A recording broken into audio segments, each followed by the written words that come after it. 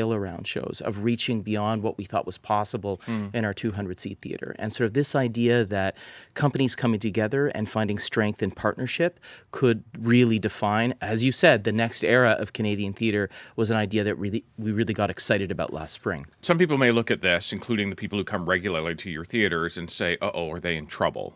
Should they read that at all, that is a factor here? Not at all. No. In fact, we've had the best years we've ever had in the history of the theater. So this is really about looking at the city and going, oh my God, what's possible? Things are working. Sort of surprisingly, things are working post-pandemic. Audiences are coming back. They're having great times. People are having conversion experiences in the theater and becoming part of both of our communities. Is there a lot of crossover between Crows and Soulpepper in terms of the people who go? Oh, yeah, I think so. There's lots of also artists, which is another reason why we wanted to partner together to give them more opportunities to be, really. And yeah, I think that there's lots of crossover. And I think the thing that excites us, both of us have sort of seen new audiences. We've had 55% new audiences. And like Chris said, audiences are coming back. We just had 2 sold out shows. We just extended our last show 7 times. And we're thinking there's an appetite here, and we want to make sure that we can come together and make sure there's something on every night for them. Are you extending, just to go to your point, Chris, are you extending because it takes time for people to hear about what's great? It does. We just keep seeing that by the time we're closing, people are fighting for tickets, and we're saying, oh man, and these are the people that don't know about our, theater, that kind of are outside of the bubble of the theater community. And that's who we want this to be a part of Toronto life, a part of cultural fabric of people's experiences. This isn't about sustaining what we have. This is really about putting Toronto back on the map as a theater city, both for people that live here and also that people want to visit the city. This is about us as theater company, as a whole sector, becoming more visible to the city that we love. How do you compete in a space that has, and I'm not trying to knock the Mervishes, but has a big player in town? We do this. You partner.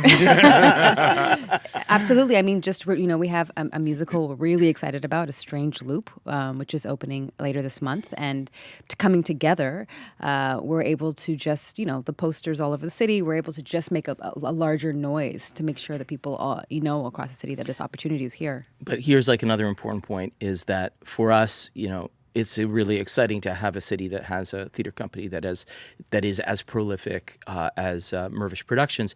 One of the other ways you do is you partner with them. So we have a show that we're producing with them this summer. Natasha Pierre and the Great Comet of 1812, which we produced at our 200-seat theater, is part of the Royal Alex season this summer. So I think this idea of the not-for-profit theater world starting to think about works that can transfer and create a kind of a commercial experience of the work what we do. We talk about that too. I think it's so Soulpepper important for the pipeline. Yeah, absolutely. And similarly, we're also thinking about expanding. Our last show is going to go do 4 cities in the States this That's summer. Kim's Convenience. Yeah. I've heard of that. Yes. And our concerts are traveling to Montreal. It's just to be able to honestly, as our companies, we just need greater capacity to be able to focus on how we can commercially move, and also that our artists have an opportunity to have a pipeline towards a commercial long runs and partnerships with the Mervishes.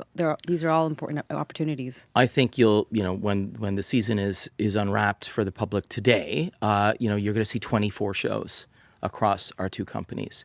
So that's not just 24 amazing experience and nights out at the theater, but it's also 24 job opportunities, giant job opportunities for artists in the city who are struggling to live in a city that's become not very affordable. So our goal is also we want to be a really successful, stable employer. So we have this really vibrant ecosystem of artists that can actually live here and work here.